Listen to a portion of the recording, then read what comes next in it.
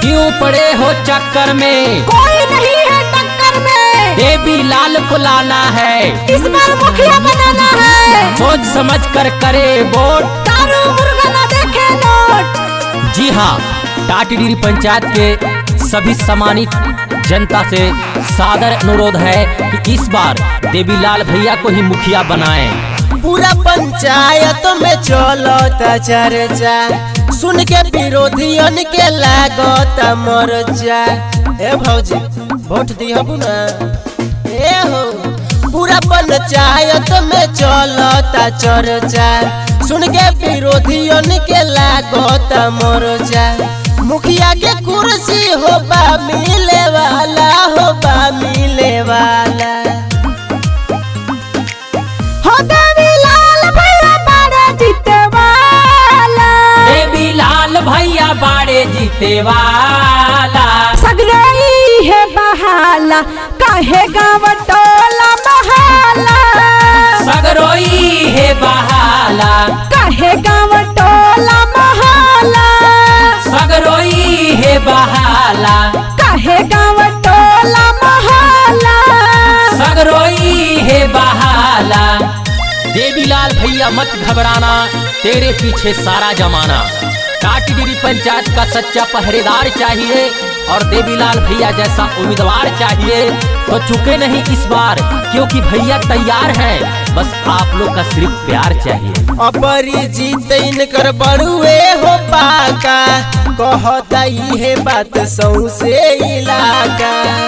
जवन कहा तनी बात हमर मानी, केहू के बहकावे में ना आवे के बा। लागी विरोधियन के मुहवा में ताला, हो मुहवा में ताला। राम परवेश भैया बाड़े जीते वाला। राम परवेश भैया बाड़े जीते वाला।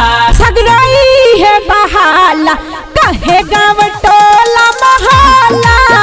सगरोई है बहाला, कहे गाँव टोला बहाला। सगरोई है बहाला, कहे गाँव टोला बहाला।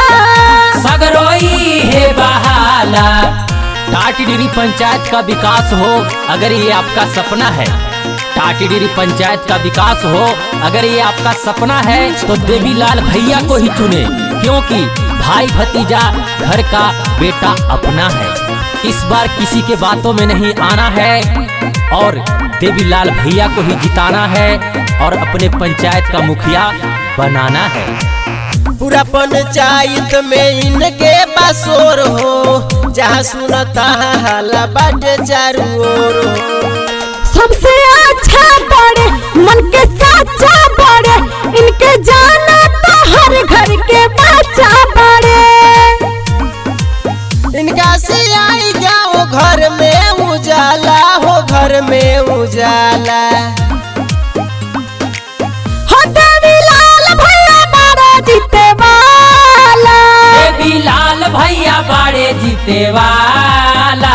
सगरई है बहाला, कहे गाँव टोला बहाला।